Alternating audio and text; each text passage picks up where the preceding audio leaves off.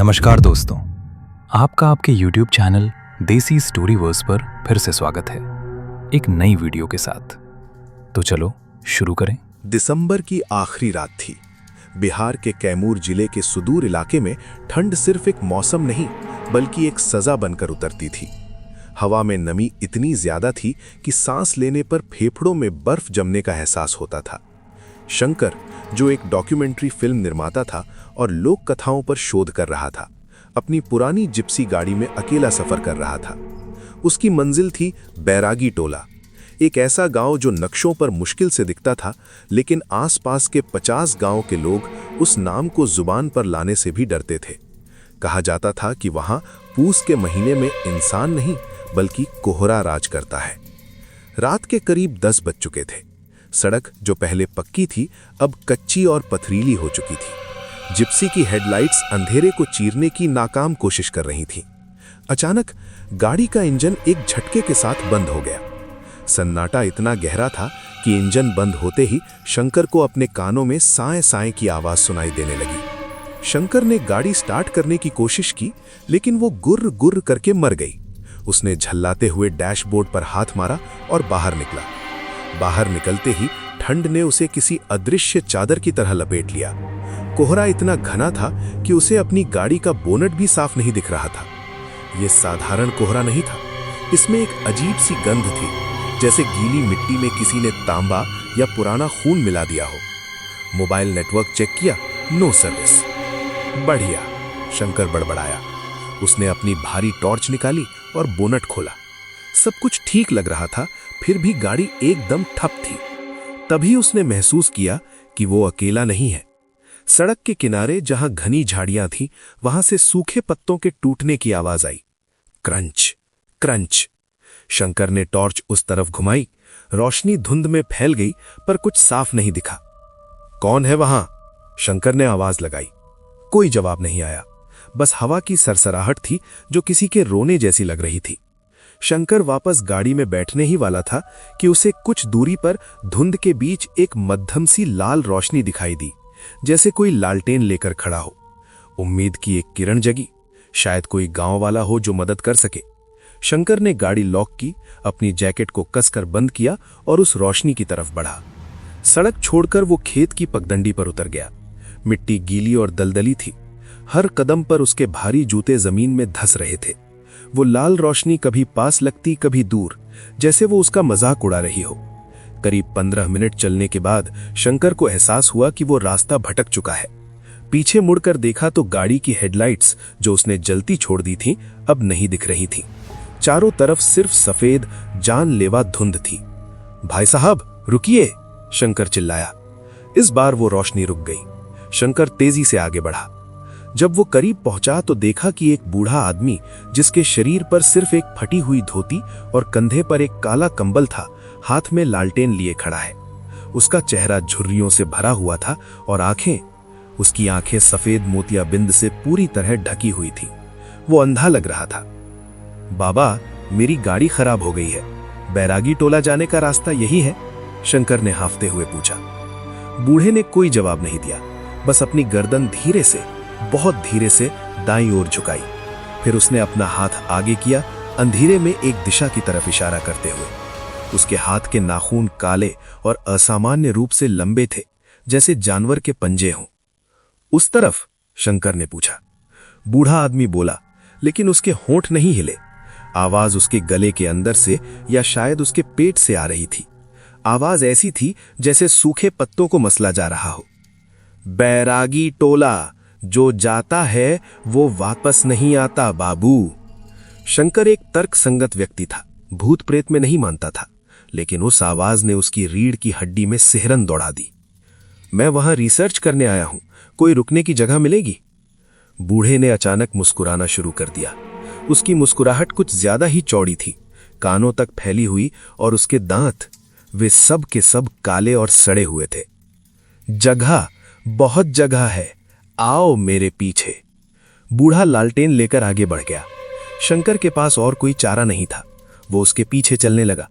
रास्ता अब और भी भयानक हो गया था। बांस के घने झुंड रास्ते के दोनों तरफ झुके हुए थे, जो एक सुरंग जैसा बना रहे थे। हवा में अब सड़न की बदबू तेज हो गई थी। चलते चलते शंकर ने गौर किया कि बूढ़े के पैरों की आवाज नहीं आ रही है। वो कीचड़ में चल रहा था, लेकिन न कोई छप छप की आवाज, न कोई निशान।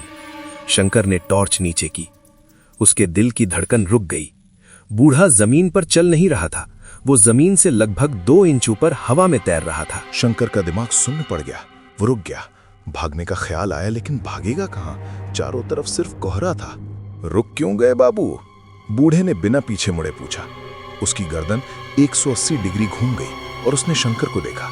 अब उसकी सफेद आंखों में से खून की पतली धारें बह रही थीं। शंकर की सांस अटक गई। वो पीछे हटने लगा। डरो मत, गांव आ गया है, बूढ़े ने कहा और लालटेन बुझा दी। जैसे ही लालटेन बुझी, शंकर ने देखा कि वो बांस के जंगल से बाहर निकल चुका है। सामने धुंध के बीच कुछ टूटे फूटे घरों के ढांचे दिखाई दे रहे थे। बैरागी टोला। लेकिन गांव में कोई रोशनी नहीं थी, कोई आग नहीं जल रही थी। सबसे अजीब बात यह थी कि वहां कोई आवाज नहीं थी। गांव के कुत्तों का भौंकना, गाय भैंस की आवाज, कुछ भी नहीं। बिल्कुल मौत जैसा सन्नाटा। शंकर ने अपनी टॉर्च घुमाई। पहला घर जो दिखा वो मिट्टी का बना था, लेकिन उसकी छत गिर चुकी थी। दरवाजे पर एक पुराना ताला लटक रहा था जिस पर जंग लगा था। वो भागना चाहता था, पर उसके पैर भारी हो गए थे, जैसे किसी ने उन्हें जमीन से बांध दिया हो। वो बूढ़ा आदमी अब गायब हो चुका था। तभी पास के एक घर के अंदर से एक बच्चे के रोने की आवाज आई। माँ, ठंड लग रही है माँ। आवाज इतनी दर्दनाक थी कि शंकर का डर थोड़ी देर के लिए पिघल गया। शायद कोई जीवित व्यक्ति हो, शायद कोई मुसीबत में हो। वो उस घर की तरफ बढ़ा। दरवाजा आधा खुला था। कोई है? शंकर ने अंदर झांका। अंदर घुप अंधेरा था। उसने टॉर्च की रोशनी अंदर डाली। कमरा खाली था। फर्श पर धूल की मोटी परत थी, लेकिन फर्श के बीचों बीच एक नई ताजी खुदी हुई कब्र थी। मिट्टी अभी भी गीली थी और उस कब्र के अंदर से वही रोने की आवाज आ रही थी। माँ, मुझे बाहर निकालो, यहाँ बहुत ठंड है। शंकर की हिम्मत जवाब दे गई। वो पीछे हटा, लेकिन किसी चीज से टकरा गया। उसने घबराकर पीछे देखा। वहां गांव के लोग खड़े थे, कम से कम 50 लोग, औरतें, मर्द, बच्चे। वे सब उसे घेर कर खड़े थे। उन सब के चेहरे नीले पड़ चुके थे, ठंड से जम गए थे। उनके कपड़े फटे हुए थे और उनके शरीर पर गहरे घाव थे। लेकिन सबसे डरावनी चीज थी उनकी आंखें। सबकी आंखें बंद थीं, जैसे वे नींद में चल रहे हों। वे सब एक साथ बोले। उनकी आवाजें एक सामूहिक फुसफुसाहट बनकर गूंजी। हमें गर्मी चाहिए। शंकर ने धक्का देकर घेरा तोड़ने की कोशिश की, लेकिन उनका छुअन बर्फ से भी ठंडा था। जिसने भी उसे छुआ, वहां की चमड़ी जलने लगी। वो किसी तरह उनके बीच से निकला और अंधेरे में भागा। वो किसी दिशा में नहीं, बस दूर भाग रहा था। भागते भागते वो गांव के बीच में बने एक पुरानी चौपाल पर पहुंचा। वहां एक बड़ा सा पीपल का पेड़ था। शंकर ने पेड़ की आड़ ली और अपनी सांसें दुरुस्त करने की कोशिश की। ये सब भ्रम है, कोई गैस लीक है या मैं पागल हो गया हूं, वो खुद को समझा रहा था। तभी पेड़ के ऊपर से कुछ टपका। टप टप। शंकर ने ऊपर देखा। टॉर्च की रोशनी पेड़ की शाखाओं पर पड़ी। पेड़ पर पत्ते नहीं थे। वहां इंसानों की खाल सुखाने के लिए लटकाई गई थी। दर्जनों खालें। जैसे कपड़े सुखाए जाते हैं, वैसे इंसान की पूरी चमड़ी उतार कर लटकाई गई थी और वे हवा में हिल रही थी। शंकर उल्टी करने ही वाला था कि उसने देखा कि एक खाल अभी ताजी है, उससे खून टपक रहा था और उस खाल का चेहरा उस बूढ़े आदमी का था जो उसे यहां लेकर आया था। इसका मतलब वो बूढ़ा बिना खाल का था। इससे पहले कि शंकर इस खौफनाक सच को समझ पाता, पेड़ के पीछे से एक हाथ निकला और उसने शंकर का मुंह बंद कर दिया। वो हाथ इंसान का था, लेकिन गर्म था। एक लड़की की आवाज उसके कान में फुसफुसाई, चुप रहो, अगर सांस की आवाज भी की तो वो तुम्हें सुन लेंगे। शंकर ने आंखें घुमाकर देखा। एक लड़की जिसकी उम्र मुश्किल से 20 साल होगी, गंदे कपड़ों में, हाथ में एक जंग लगी हुई दरांती लिए खड़ी की। उसकी आंखें डर से फटी हुई थी। उसने इशारा किया सामने देखने का। कोहरे के बीच से एक आकृति आ रही थी। ये इंसान नहीं था, ये कोई जानवर भी नहीं था। ये करीब 8 फुट लंबा था। उसका शरीर काला और चिपचिपा था और उसके हाथ घुटनों से नीचे तक लटक रहे थे। उसके चेहरे पर कोई नक्शो निमाश नहीं थे, बस एक बड़ा सा गोल मुंह था जो छाती तक खुलता था। वो जमीन सूंघते हुए आगे बढ़ रहा था। वो शिकार ढूंढ रहा था। लड़की ने शंकर के कान में कहा, सर्दियों का छलावा है ये, इससे नजरें मत मिलाना। शंकर की सांसें उसके गले में अटकी हुई थीं। वो 8 फुट लंबा, काला और चिपचिपा जीव पीपल के पेड़ के ठीक नीचे खड़ा था। उस लड़की का हाथ शंकर के मुंह पर कसा हुआ था और शंकर महसूस कर सकता था कि लड़की खुद भी थर थर कांप रही थी। वो जीव जिसे लड़की ने छलावा कहा था, हवा को सूंघ रहा था। उसके चेहरे पर कोई नाक नहीं थी, बस त्वचा में 2 गहरे छेद थे जो हर सांस के साथ सिकुड़ रहे थे और फैल रहे थे। उस सन्नाटे में शंकर उस जीव के पेट के अंदर से आती हुई एक अजीब सी गुड़गुड़ाहट सुन सकता था, जैसे वो भूख से तड़प रहा हो। अचानक उस जीव ने अपना सिर झटका। उसने एक आवाज निकाली जो बिल्कुल किसी बच्चे के रोने जैसी थी। वही आवाज जो शंकर ने थोड़ी देर पहले उस खाली घर से सुनी थी। माँ, मुझे बाहर निकालो। ये आवाज उस राक्षस के मुंह से निकल रही थी, लेकिन ये एक रिकॉर्डिंग जैसी लग रही थी। वो शिकार को ललचाने की कोशिश कर रहा था। जब कोई जवाब नहीं आया तो उस जीव ने गुस्से में एक भयानक चीख मारी जो किसी जानवर की नहीं बल्कि लोहे के घिसने जैसी थी। फिर वो अपनी लंबी बेडौल टांगों पर चलता हुआ कोहरे में दूसरी तरफ गायब हो गया। जैसे ही वो ओझल हुआ, लड़की ने शंकर को छोड़ा। भागो, उसने फुसफुसाते हुए कहा, इससे पहले कि वो वापस आए। शंकर के पैर सुन्न हो चुके थे, लेकिन मौत का डर उसे दौड़ा रहा था। वो लड़की उसे गांव के संकरे रास्तों से ले जाने लगी। वे टूटे हुए मकानों, उजड़े हुए आंगनों और बिखरे हुए बर्तनों के बीच से भाग रहे थे। हर घर वीरान था, लेकिन शंकर को बार बार लगता कि टूटी हुई खिड़कियों के पीछे से कोई उसे देख रहा है। कोहरा इतना घना था कि उसे सिर्फ लड़की का धुंधला साया दिख रहा था। अंत में वे एक पुरानी ढह चुकी हवेली के पास रुके। लड़की ने जमीन पर पड़े एक भारी लकड़ी के तख्ते को हटाया। नीचे एक सीढ़ी थी। अंदर जाओ, जल्दी, उसने आदेश दिया। शंकर लड़खड़ाते हुए नीचे उतरा। लड़की ने ऊपर से तख्ता वापस खींच लिया और अंदर अंधेरा छा गया। माचिस जलने की आवाज आई और एक मध्यम सी लौ जल उठी। शंकर ने देखा कि वो एक तहखाने में है। चारों तरफ पुरानी बोरियां, कुछ सूखे अनाज और दीवारों पर अजीबोगरीब निशान बने हुए थे। लड़की ने एक पुरानी लालटेन जलाई और दीवार से टेक लगाकर बैठ गई। अब रोशनी में शंकर उसका चेहरा साफ देख सकता था। वो मुश्किल से 20 साल की होगी। उसके कपड़े मैले थे, बाल उलझे हुए थे और उसके गाल पर एक पुराना घाव था, लेकिन उसकी आंखों में एक ऐसी सख्ती थी जो उम्र से पहले आ जाती है। तुम कौन हो और ये सब क्या है? शंकर ने अपनी कांपती आवाज को संभालने की कोशिश की। वे लोग कौन थे जो बाहर खड़े थे? और वो पेड़ पर? उसे उन लटकती हुई खालों का ख्याल आते ही उबकाई आने लगी। लड़की ने उसे घूर कर देखा। मेरा नाम जानकी है और जो तुमने बाहर देखा वो बैरागी टोला की सच्चाई है। उसने लालटेन की लौ को थोड़ा कम किया। तुम शहर से आए हो ना, अपनी गाड़ी में? तुम्हें लगा होगा रास्ता भटक गए हो, लेकिन तुम भटके नहीं हो बाबू, तुम्हें बुलाया गया है। बुलाया गया है? कौन बुलाएगा? सर्दी। जानकी ने ठंडी सांस ली। यहाँ पूस के महीने में सूरज नहीं निकलता। कोहरा जमीन से नहीं, पाताल से उठता है और उस कोहरे में वो आता है। वो लंबा जीव? वो तो बस उसका एक रूप है। 50 साल पहले यहाँ एक अकाल पड़ा था। ठंड से लोग मरने लगे थे। गांव के तांत्रिक ने सर्दी से बचने के लिए एक अनुष्ठान किया था, कुछ ऐसा जिसे जगाना नहीं चाहिए था। उसने सोचा था कि वो ठंड को रोक देगा, लेकिन बदले में उसने शीत पिशाच को न्योता दे दिया था। वो पिशाच गर्मी का भूखा है, आग की गर्मी नहीं, जिस्म की गर्मी, खून की गर्मी। जानकी की आवाज भारी हो गई। वो पहले इंसान को जमा देता है। जब इंसान हिल नहीं पाता तो वो उसकी खाल उतार लेता है, बिल्कुल वैसे ही जैसे हम केले का छिलका उतारते हैं। बिना खाल के लोग, वे मरते नहीं हैं, वे बस गुलाम बन जाते हैं। वे कोहरे का हिस्सा बन जाते हैं। तुमने जो पेड़ पर देखा, वे मेरे चाचा, ताऊ और भाई थे। वे अपनी बारी का इंतजार कर रहे हैं कि कब उन्हें नया शिकार मिले ताकि वे उसकी गर्मी चुरा सके। शंकर को लगा जैसे उसके चारों तरफ की दीवारें सिकुड़ रही हैं। तो हम यहां से निकलेंगे कैसे? सुबह होते ही भाग जाएंगे? जानकी कड़वाहट से हंसी। सुबह? यहां पिछले 15 दिनों से सुबह नहीं हुई है और जब तक अमावस खत्म नहीं होगी कोहरा नहीं छटेगा। हमारे पास सिर्फ ये तहखाना है। इसकी दीवारों में नमक और राख मिलाई गई है, इसलिए वो अंदर नहीं आ सकता। लेकिन वो रुक गई। लेकिन क्या? शंकर ने पूछा। लेकिन वो आवाज़ों की नकल कर सकता है। वो तुम्हारे अपनों की आवाज़ में तुम्हें बुलाएगा। अगर तुमने दरवाज़ा खोला तो खेल खत्म।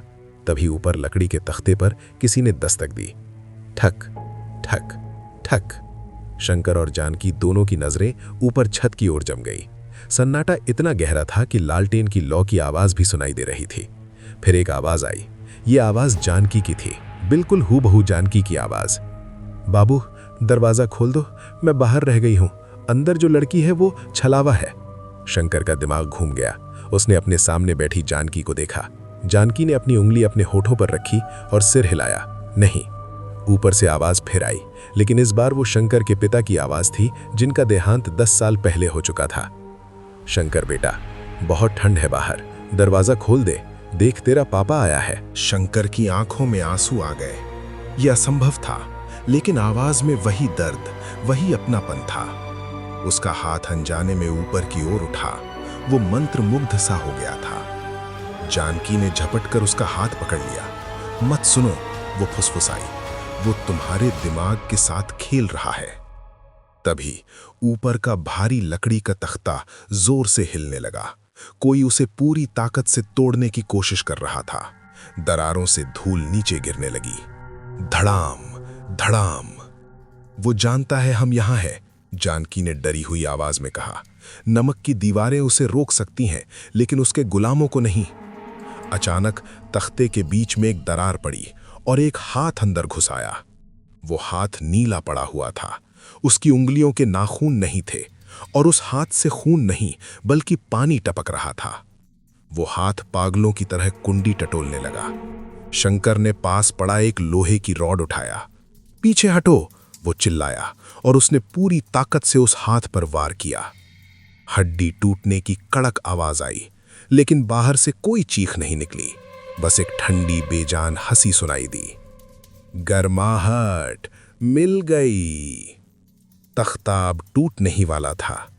यहां एक और रास्ता है, जानकी चिल्लाई। उसने तहखाने के कोने में रखी पुरानी बोरियों को हटाया। वहां एक संकरी सुरंग थी। ये जमीन के नीचे नीचे पुराने शिव मंदिर तक जाती है। वहां हम सुरक्षित रह सकते हैं। शंकर ने सुरंग में झांका। वहां से सड़ी हुई हवा और चूहों की बदबू आ रही थी। जल्दी करो, जानकी ने उसे धक्का दिया। जैसे ही वे दोनों सुरंग में घुसे, पीछे से लकड़ी का तख्ता टूट गया। ऊपर से दर्जनों बिना खाल वाले लोग तहखाने में कूद पड़े। उनकी लाल मांसल देह लालटेन की रोशनी में चमक रही थी। वे एक दूसरे के ऊपर चढ़ते हुए सुरंग की तरफ लपके। शंकर सुरंग में रेंग रहा था। उसके पीछे जानकी थी और उनके ठीक पीछे मौत रेंग रही थी। सुरंग इतनी संकरी थी कि कंधे रगड़ रहे थे। तेज चलो, जानकी चिल्लाई। तभी शंकर को लगा कि किसी ने उसका पैर पकड़ लिया है। उसने पीछे मुड़कर टॉर्च मारी। जानकी के पीछे एक बिना चेहरे वाला आदमी रेंग रहा था। उसने जानकी का पैर पकड़ रखा था। शंकर, जानकी चिल्लाई। शंकर ने मुड़कर उस जीव के चेहरे पर लात मारी। उसका पैर गीले मांस में धंस गया, जैसे कीचड़ में मारा हो। वो जीव पीछे फिसला, लेकिन वो जानकी को खींचता जा रहा था। मेरा हाथ पकड़ो, शंकर ने अपना हाथ बढ़ाया। जानकी ने उसका हाथ थाम लिया। शंकर ने पूरी जान लगाकर उसे खींचा। जानकी की दूसरी टांग उस राक्षस की पकड़ से छूट गई, लेकिन उसका जूता वहीं रह गया। वे फिर से भागने लगे। सुरंग अब ऊपर की ओर जा रही थी। सामने थोड़ी ताजी हवा महसूस हुई। वे बाहर निकले। वे एक पुराने मंदिर के खंडहर के बीच थे, लेकिन वे सुरक्षित नहीं थे। मंदिर के चारों तरफ कोहरे के अंदर हजारों लाल आंखें चमक रही थीं। पूरा गांव वहां जमा हो गया था और उन सब के बीच में मंदिर के टूटे हुए गेट पर वो 8 फुट लंबा छलावा खड़ा था। इस बार उसने अपना मुंह खोला और शंकर ने देखा कि उसके गले के अंदर भी हजारों दांत थे। वो इंसानों की भाषा में बोला, लेकिन आवाज गूंजती हुई आई। मंदिर के भगवान सो रहे हैं, अब यहां सिर्फ भूख जागती है। शंकर ने देखा कि जानकी की बांह से खून बह रहा था। शायद सुरंग में खरोंच लग गई थी। खून की एक बूंद जमीन पर गिरी। खून की गंध पाते ही वो पूरी भीड़ पागल हो गई। वे दौड़ पड़े मंदिर की सीढ़ियों की तरफ। शंकर ने मंदिर का भारी लकड़ी का दरवाजा बंद करने की कोशिश की, लेकिन वो जाम था। मेरी मदद करो, वो चिल्लाया। जानकी और शंकर दोनों ने मिलकर धक्का दिया। दरवाजा चरचराहट के साथ बंद हुआ, ठीक उसी वक्त जब बाहर से सैकड़ों हाथ उस पर टकराए। वे अंदर गिर पड़े। शंकर ने जल्दी से कुंडी लगाई। बाहर से दरवाजा पीटने की आवाजें आ रही थीं, जैसे ओले बरस रहे हों। शंकर ने पलटकर मंदिर को देखा। मंदिर खाली था। मूर्ति खंडित थी, लेकिन गर्भगृह के बीच में एक धूनी थी जो सालों से बुझी हुई लग रही थी। आग, जानकी ने हांफते हुए कहा। हमें आग जलानी होगी, यही एक चीज है जिससे वे डरते हैं। लेकिन लकड़ी कहाँ है? शंकर ने पूछा। मंदिर पत्थर का था, वहां जलाने के लिए कुछ नहीं था। जानकी ने अपनी ओर देखा, फिर शंकर की ओर। हमारे कपड़े या ये पुरानी किताबें? उसने एक कोने में पड़े पोथियों के ढेर की तरफ इशारा किया। शंकर उन किताबों की तरफ लपका, लेकिन जैसे ही उसने पहली किताब उठाई, उसके नीचे से एक काला नाग भुपकारता हुआ निकला। शंकर पीछे हटा। तभी मंदिर की छत से धूल गिरी। उन्होंने ऊपर देखा। मंदिर के गुंबद में एक बड़ा सा छेद था और उस छेद से कोहरा धीरे धीरे अंदर उतर रहा था और कोहरे के साथ एक लंबा काला हाथ नीचे लटक रहा था। छलावा अंदर आ रहा था। दरवाजा बंद था, लेकिन छत खुली थी। मंदिर की छत के उस टूटे हुए गुंबद से कोहरा झरने की तरह नीचे गिर रहा था। उस सफेद धुंध के बीच से वो काला लंबा हाथ अब फर्श को छू चुका था।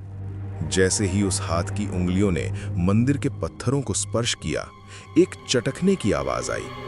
वो पत्थर जो सदियों पुराना था, ठंड के मारे चटक गया और उस पर बर्फ की एक पतली परत जम गई। शंकर अपनी जगह पर जमा हुआ था। उस काले नाग ने, जो अभी किताबों के नीचे से निकला था, उस छलावे को देखकर फन नहीं फैलाया, बल्कि डर के मारे शिवलिंग के पीछे जाकर दुबक गया। जानवर भी जानते थे कि सामने जो खड़ा है वो प्रकृति का हिस्सा नहीं है। जानकी चिल्लाई, शंकर, आग, जल्दी करो। शंकर का सम्मोहन टूटा। वो पागलों की तरह पुरानी पोथियों और सूखे कपड़ों को एक ढेर में जमा करने लगा। उसके हाथ इतनी बुरी तरह कांप रहे थे कि माचिस की डिब्बी उसके हाथ से गिर गई। लानत है, वो बुदबुदाया और अंधेरे में डिब्बी टटोलने लगा। तभी कोहरे के बीच से एक जोरदार धप की आवाज आई। वो 8 फुट का जीव अब पूरी तरह से मंदिर के गर्भगृह में उतर चुका था। नजदीक से वो और भी विभत्स लग रहा था। उसका शरीर ठोस नहीं था। वो जमे हुए कीचड़, सड़े हुए मांस और काली परछाई का एक मिला जुला रूप था। उसके सीने में पसलियां नहीं थीं, बल्कि वहां कई चेहरे उभरे हुए थे। वे उन लोगों के चेहरे थे जिन्हें उसने सदियों में निगला था। वे सभी चेहरे सो रहे थे, लेकिन उनकी आंखें बंद होने के बावजूद हिल रही थीं। उस जीव ने अपनी गर्दन झुकाई और शंकर की ओर देखा। उसके गले से घरघराहट निकली। इतनी जल्दी क्या है? इस बार उसने शंकर की मां की आवाज नहीं निकाली, बल्कि शंकर की खुद की आवाज निकाली। ये सुनना कि कोई आपकी ही आवाज में आपकी मौत का फरमान सुना रहा है, किसी चोट से ज्यादा गहरा था। शंकर को माचिस मिल गई। उसने एक तीली जलाई। फुस! तीली जली, लेकिन नमी के कारण तुरंत बुझ गई।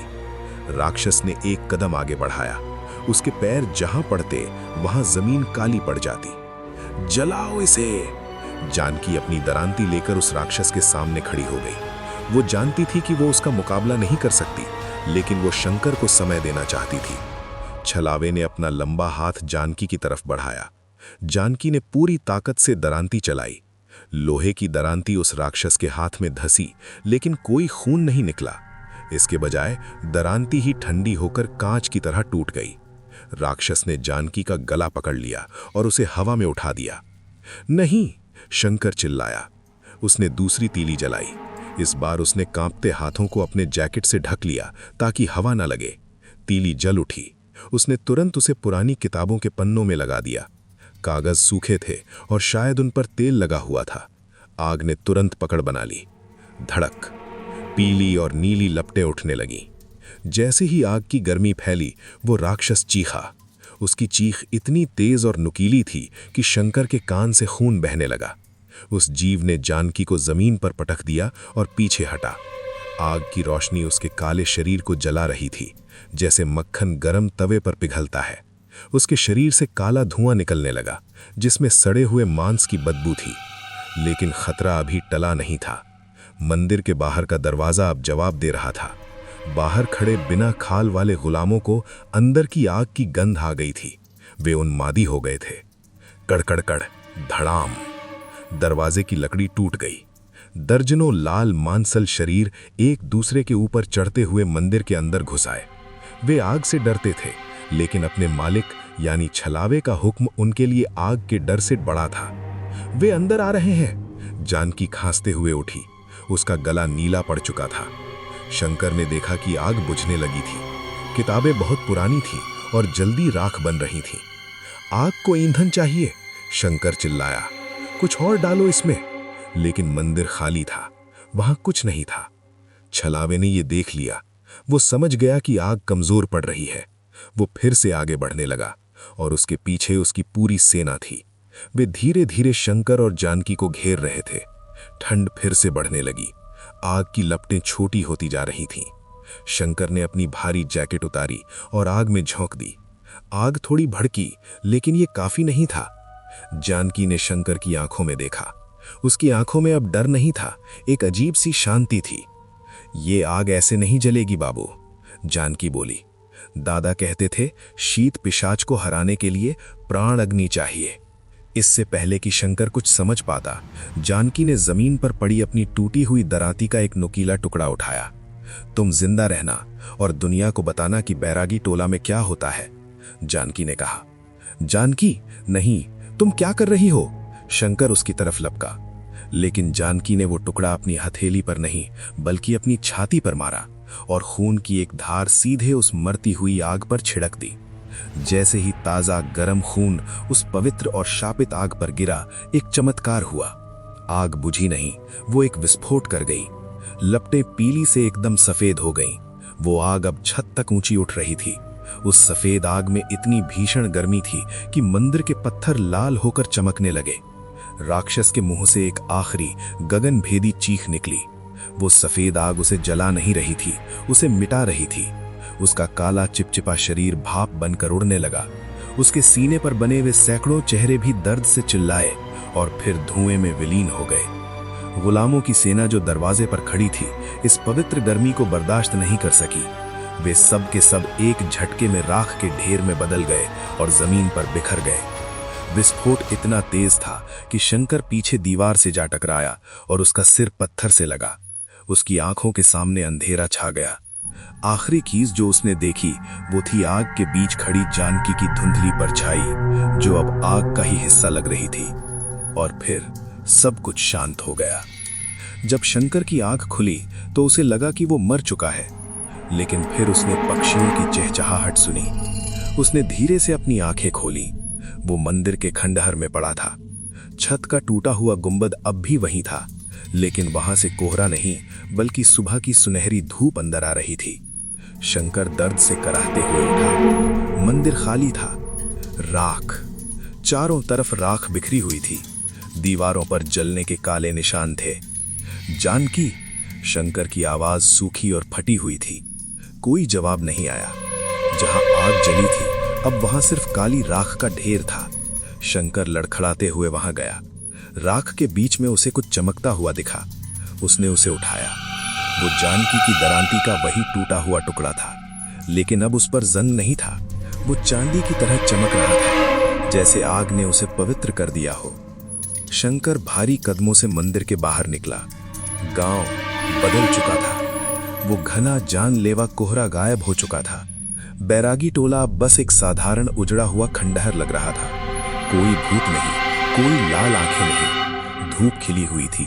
सरसों के खेतों पर ओस की बूंदें चमक रही थी। सब कुछ इतना शांत और सुंदर था कि बीती रात एक बुरे सपने जैसी लग रही थी। शंकर धीरे धीरे चलते हुए मुख्य सड़क तक पहुंचा। उसकी जिप्सी वहीं खड़ी थी। उसने चाबी लगाई। इंजन एक बार में ही वूम करके स्टार्ट हो गया। जब वो गाड़ी मोड़कर वापस शहर की तरफ जा रहा था तो उसने रियर व्यू मिरर में पीछे देखा। गांव के बाहर उसी पुराने पीपल के पेड़ के नीचे उसे लगा कि कोई खड़ा है। एक धुंधली सी आकृति, एक लड़की जो हाथ हिला रही थी। शंकर ने ब्रेक लगाना चाहा, लेकिन फिर उसने एक्सीलरेटर दबा दिया। वो जानता था कि अगर वो मुड़ा तो वो कभी वापस नहीं जा पाएगा। शहर लौटकर शंकर ने अपनी डॉक्यूमेंट्री कभी पूरी नहीं की। उसने वो फुटेज डिलीट कर दिया। उसने वो नोटबुक जला दी जिसमें उसने बैरागी टोला का जिक्र किया था। लोग कहते हैं कि शंकर अब बदल गया है। वो गर्मियों में भी मोटे कपड़े पहनता है। वो कभी एसी नहीं चलाता और वो कभी भी किसी भी हाल में अंधेरा होने के बाद घर से बाहर नहीं निकलता। लेकिन सबसे अजीब बात यह है कि हर साल जब दिसंबर आता है और पहली ठंड पड़ती है तो शंकर को बुखार चढ़ जाता है और उस तेज बुखार में वो बड़बड़ाता है। वो गया नहीं है, वो बस सो रहा है और वो भूखा है। कहा जाता है कि बैरागी टोला आज भी नक्शे पर नहीं है, लेकिन अगर आप कभी बिहार के कैमूर जिले में सर्दियों की रात में रास्ता भटक जाए और आपको कोहरे में एक लालटेन दिखे, तो गाड़ी रोकना मत। बस प्रार्थना करना कि आपके पास आग हो और उसे जलाने के लिए पर्याप्त साहस, क्योंकि सर्दियां सिर्फ मौसम नहीं होती, कभी कभी वे एक छलावा होती हैं। आज की कहानी यही खत्म होती है। अब मिलते हैं अगली वीडियो में किसी नई कहानी के साथ। तब तक के लिए वीडियो पसंद आया हो तो वीडियो को लाइक करें, चैनल देसी स्टोरीवर्स को सब्सक्राइब करें। धन्यवाद।